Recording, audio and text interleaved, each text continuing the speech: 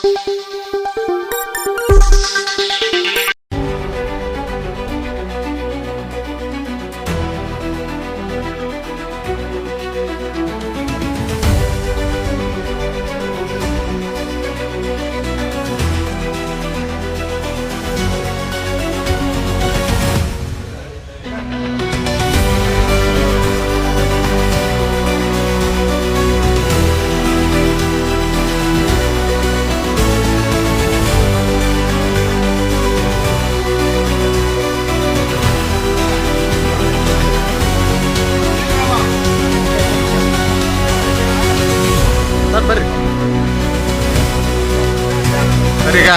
ಸಂಪುಟ ದರ್ಜಾ ಸ್ಥಾನಮಾನ ಸಿಕ್ಕಿದೆ ನಿಮಗೆ ಅಲ್ವಾ?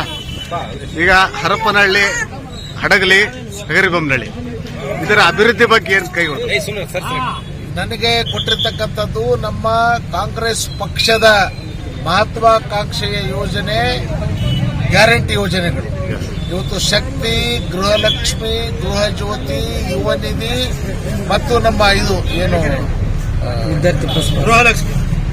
ಗೃಹಲಕ್ಷ್ಮಿ, ಗೃಹ ಜ್ಯೋತಿ, ಶಕ್ತಿ, ಯುವ ನಿಧಿ, ಅನ್ನಭಾಗ್ಯ ಈ ಯೋಜನೆಗಳನ್ನ ಮತ್ತು ನಮ್ಮ ಶಾಲಾ ಕಾಲೇಜಿನ ವಿದ್ಯಾರ್ಥಿಗಳಿಗೆ ಉಚಿತ ಬಸ್ ಪಾಸ್ ಇದನ್ನ ನಾವು ವ್ಯವಸ್ಥಿತವಾಗಿ ಜನರಿಗೆ ತಲುಪಿಸ್ತಕ್ಕಂಥ ಅರ್ಹ ಫಲಾನುಭವಿಗಳು ಇದರಿಂದ ಯಾರು ವಂಚಿತರಾಗಬಾರದು, ಅವರಿಗೆ ಈ ಸವಲತ್ತುಗಳನ್ನ ತಲುಪಿಸಬೇಕು ಅಂತಕ್ಕಂಥದ್ದು ನಮ್ಮ ಪಕ್ಷ ಮತ್ತು ಸರ್ಕಾರದ ಒಂದು ಮುಖ್ಯ ಉದ್ದೇಶ. ಆ ಹಿನ್ನೆಲೆಯಲ್ಲಿ ಇದಕ್ಕೆ ಸಂಬಂಧಪಟ್ಟ ಹಾಗೆ ಏನೇನು ಹೊಸ ಇದನ್ನ ವಿಧಾನಗಳನ್ನ, ಕಾರ್ಯಕ್ರಮಗಳನ್ನ ಇದರಲ್ಲಿ ಅಳವಡಿಸಬೇಕು, ಇದರಲ್ಲಿ ರೂಪಿಸಬೇಕು. ಸರ್, ಈಗ ಎಸ್ಐಆರ್ ನಡೀತಾ ಇದೆಯಲ್ಲ, ಎಸ್ಐಆರ್ ನಲ್ಲಿ ವೋಟ್ ಇಲ್ಲದೆ ಇದ್ರೆ ಎಸ್ಐಆರ್ ಸರಿಗೆ ಎಸ್ಐಆರ್ ಏನು ಕೇಂದ್ರ ಸರ್ಕಾರ ಭಾರತ ಚುನಾವಣಾ ಆಯೋಗ ಏನಿವತ್ತು ಮತದಾರರ ವಿಶೇಷ ಪಟ್ಟಿ ಪರಿಷ್ಕರಣೆ ಕಾರ್ಯಕ್ರಮ ಹಮ್ಮಿಕೊಂಡಿದೆ, ಎಸ್ಐಆರ್, ಇದರಲ್ಲಿ ಪ್ರತಿಯೊಬ್ಬರು ತಮ್ಮ ಮತದಾನವನ್ನ ಖಾತ್ರಿಪಡಿಸ್ಕೋಬೇಕು, ಎನ್ರೋಲ್ಮೆಂಟ್ ಮಾಡಿಸಬೇಕು, ಎನ್ಯುಮರೇಷನ್ ಫಾರಂ ತುಂಬಿ ಕೊಟ್ಟು ಯಾರು ಮತದಾರರಿದ್ದಾರೆ ಅವರಿಗೆ ಮಾತ್ರ ಮುಂದಿನ ದಿನಗಳಲ್ಲಿ ಸರ್ಕಾರದ ಸವಲತ್ತುಗಳು ಸಿಗ್ತವೆ ಅಂತಕ್ಕಂಥದ್ದನ್ನ ಈಗಾಗಲೇ ನಮ್ಮ ಸರ್ಕಾರ ಘೋಷಣೆ ಮಾಡಿದೆ. ಇದು ಯಾಕಂದ್ರೆ ಮತದಾನ ಅಥವಾ ವೋಟರ್ ಐಡಿ ನಮಗೆ ಬಹಳ ಪ್ರಮುಖವಾಗಿರ್ತಕ್ಕಂಥದ್ದು. ಹಾಗಾಗಿ ನಮ್ಮ ಹಗರಿಬೊಮ್ಮನಹಳ್ಳಿ ತಾಲೂಕಿನಲ್ಲಿ ಎಲ್ಲರೂ ನಮ್ಮ ಮುಖಂಡರು, ಕಾರ್ಯಕರ್ತರು, ನಮ್ಮ ಬಿಎಲ್ಎಗಳು ಕಂಪಲ್ಸರಿ ಮನೆ ಮನೆಗೆ ಹೋಗಿ ಈ ಒಂದು ಎಸ್ಐಆರ್ ಪ್ರಕ್ರಿಯೆಯಲ್ಲಿ ಯಶಸ್ವಿಯಾಗಿ ಇದನ್ನ ಮಾಡಬೇಕು. ಯಾಕಂದ್ರೆ ವೋಟ್ ಇಲ್ಲ ಅಂದ್ರೆ ನಾವು ಇದ್ದು ಪ್ರಯೋಜನ ಇಲ್ದಂಗೆ ಆಗ್ಬಿಡ್ತೀವಿ.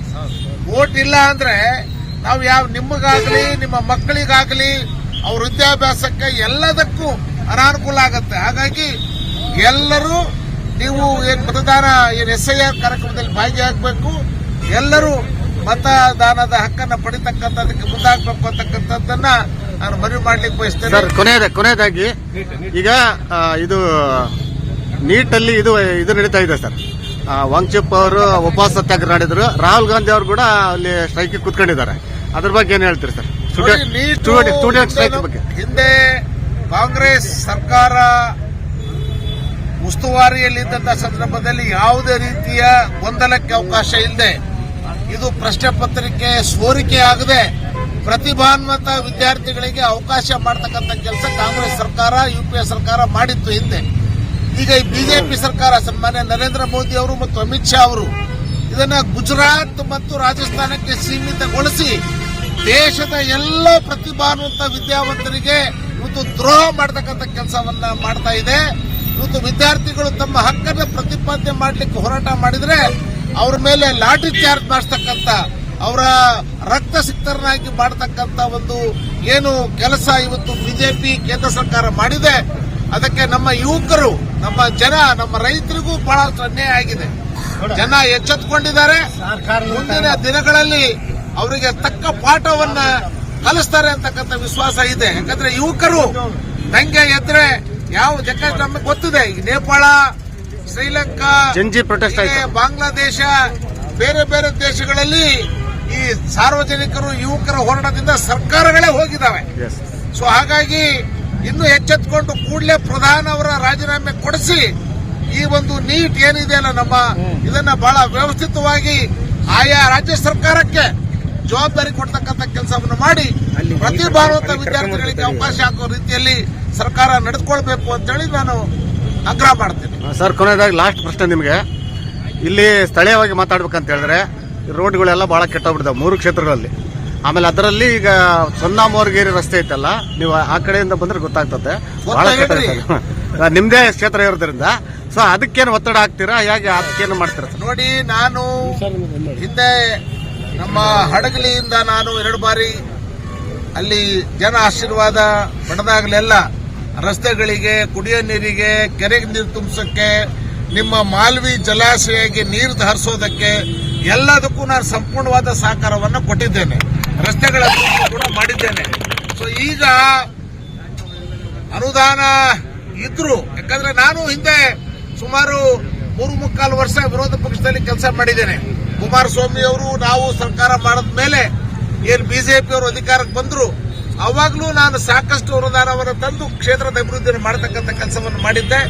ಈಗ ನನಗೆ ಅನುದಾನ ಕೊಡ್ತಕ್ಕಂಥ ಅಧಿಕಾರ ಇಲ್ಲ. ಆದರೂ ನಮ್ಮ ವಿಜಯನಗರ ಸಮಗ್ರ ಜಿಲ್ಲೆ ಅಭಿವೃದ್ಧಿಯಿಂದ, ಅದರಲ್ಲೂ ನಮ್ಮ ಹಡಗಲಿ ಆಗ್ಬೋದು, ಹರಪನಹಳ್ಳಿ, ಹಗರಿಬೊಮ್ಮನಹಳ್ಳಿ, ಕೂಡ್ಲಿಗಿ, ಹೊಸಪೇಟೆ, ನಮ್ಮ ಕೊಟ್ಟೂರು ಎಲ್ಲ ತಾಲೂಕುಗಳಿಗೆ ನ್ಯಾಯಯುತವಾಗಿ ಏನು ಅಭಿವೃದ್ಧಿ ಕೆಲಸಗಳಾಗಬೇಕು ಅದರ ಕಡೆ ನಾನು ಸಹ ಎಲ್ಲರ ಜೋಡಿ ಚರ್ಚೆ ಮಾಡಿ ಅದು ಅಭಿವೃದ್ಧಿಗೆ ಪೂರಕವಾದಂತ ಕಾರ್ಯಕ್ರಮಗಳನ್ನು ರೂಪಿಸ್ತೇನೆ. ಸರ್, ಈಗ ಸಂಪುಟ ಇದನ್ನ ವಿಸ್ತರಣೆ ಮಾಡ್ತಾನೆ ಅಂತ ಹೇಳ್ತಿದ್ದಾರೆ. ನಮ್ಮ ಭಾಗದಿಂದ ಯಾರಿಗೆ ಸಿಗಬಹುದಂತ ಹೋಗಿ ಮತ್ತೆ ನಮಗೆ ಜನ ಮಾತಾಡೋದ ಪ್ರಕಾರ ಲತಾ ಅವರಿಗೆ ಸಿದ್ಧತೆ ಅಂತ ಹೇಳ್ತಿದ್ರೆ, ಅದ್ರ ಬಗ್ಗೆ ನಿಮ್ಮ ಅನಿಸಿಕೆ? ನೋಡಿ, ಪಕ್ಷದ ಹೈಕಮಾಂಡ್ ಅದಕ್ಕೆ ತೀರ್ಮಾನ ಮಾಡುತ್ತೆ. ಅದು ಮುಖ್ಯಮಂತ್ರಿಗಳ ಪರಮ ಅಧಿಕಾರ. ಅದು ಹೈಕಮಾಂಡ್ ಏನ್ ತೀರ್ಮಾನ ಮಾಡ್ತದೆ ನಾವು ಸ್ವಾಗತ ಮಾಡ್ತೇವೆ. Thank you very much.